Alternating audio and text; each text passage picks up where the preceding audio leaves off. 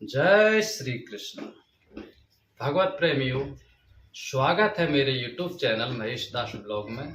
मैं महेश दास आप सभी भाई बहनों एवं साधु संतों को दंडवत प्रणाम करता हूँ। तो भगवत प्रेमियों, आज आपको इस वीडियो में एक भगवान के सच्चे भक्त की कथा सुनाने वाले हैं। ये कथा बिल्कुल सत्य है और शायद आपने सुनी भी होगी। यदि नहीं सुनी है तो आज आपको इस वीडियो में सुनाने वाले हैं। इस कथा को जब आप सुनेंगे तो आपके अंदर भक्ति का भाव जागेगा, भगवान के प्रति भक्ति की उमंग दौड़ेगी और आपका मन जरूर भक्ति करने को कहेगा कि आप भी भगवान की भक्ति करें, क्योंकि चमत्कार का नमस्कार होता है और चमत्कार की ही भक्ति होती है। ठीक है, जब तक आपके साथ ईश्वर कोई चमत्कार नहीं करेगा तब तक आप भक्ति नहीं करेंगे। ठीक इसी प्रकार जब तक आप भक्ति नहीं करेंगे तब तक ईश्वर आपके साथ चमत्कार नहीं करेगा। तो एक ऐसे संत की कथा है जो पिछले जन्म में संत थे, बाद में एक कसाई बने। तो आप बिल्कुल सत्य सुन रहे हैं, वीडियो को पूरा देखना और वीडियो को लाइक कर देना, शेयर करना और हमारे इस YouTube चैनल को सब्सक्राइब जरूर कर लेना।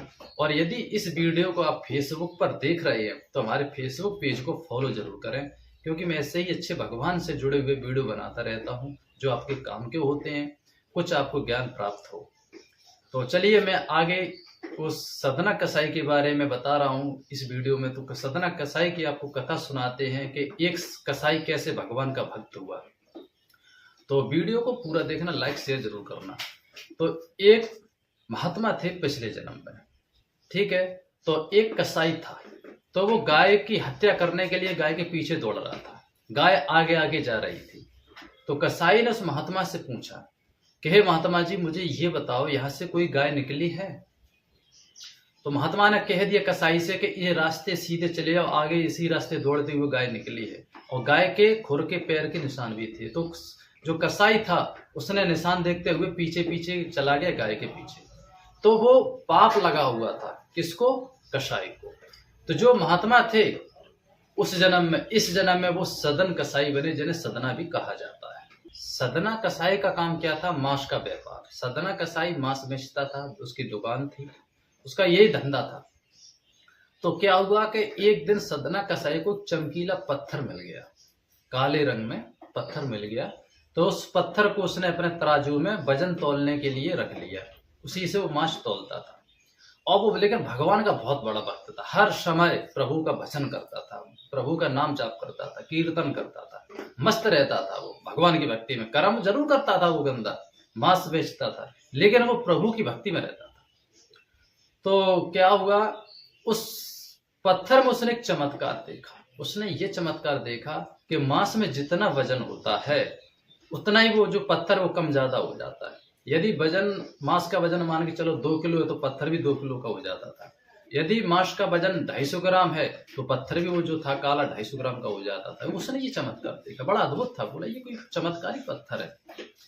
एक समय ऐसा हुआ कि एक महात्मा वहां से गुजरे। तो महात्मा ने देखा, महात्मा को ज्ञात था कि ये कोई साधारण पत्थर नहीं, तो स्वयं शालिग्राम भगवान है। लेकिन सदना कसाई को नहीं पता था कि ये भगवान है। वो तो एक काला पत्थर समझ रहा था, वजन तौलने हेतु उसने अपने पास रखा था। तो जब भीड़ थी दुकान पर, तो जैसे ही लोग ग्राहक उसके कम हुए आना जाना, जो महात्मा थे तो सदना कसाई के पास गए और सदना कसाई से कहा कि हे सदना, तो जो पत्थर से ये वजन तौल रहा है ये तुझे पता नहीं है ये शालिग्राम भगवान है, और तू इतनी गंदी जगह में इनको रखता है, इसी हाथ से मांस को छूता है, उसी हाथ से भगवान को छू रहा है, ये बहुत बड़ा पाप कर रहा है। तो जब वो तो भक्त था, जब उसने ये बात सुनी कि भगवान है, शालिग्राम जी हैं, तो उसे बड़ा दुख हुआ, अंदर से रो पड़ा, एकदम किलबलाहट उसके अंदर उठी। उसने महात्मा जी से क्षमा मांगा, शालिग्राम भगवान से क्षमा मांगी और कहा कि प्रभु हमें क्षमा करना, मैं नहीं जानता था कि आप शालिग्राम जी हैं। महात्मा से कहा कि प्रभु अब मुझे आदेश करो, मैं क्या करूं? तो महात्मा ने कहा कि ऐसा ये शालिग्राम मुझे दे दो, मैं भक्ति करता हूँ, मैं भगवान का भक्त हूँ, मैं अपने साथ ले जाता हूँ, अपने स्थान पर रखूंगा आश्रम पर। तो शालिग्राम जी को सदना कसाई ने महात्मा जी को दे दिया और महात्मा जी ले आए, बढ़िया से स्नान कराया गंगा जल से और प्रभु को पूजा स्थान पर विराजमान करा दिया।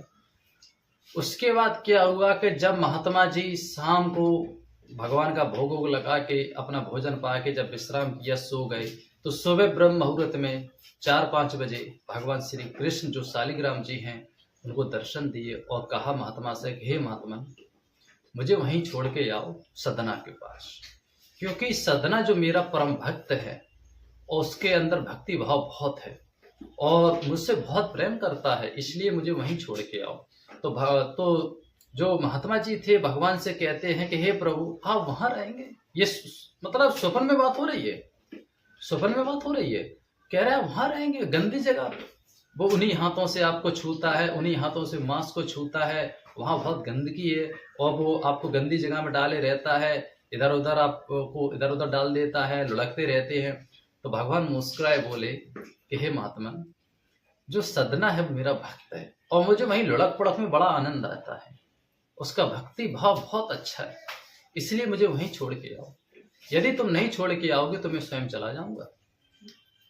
तो महात्मा ने प्रभु से क्षमा मांगी कि हे प्रभु, मैं उस भक्त के भाव को नहीं समझ पाया, इसलिए मुझे क्षमा करें और मैं सुबह सूर्योदय होते ही आपको सदना के पास पहुंचा दूंगा।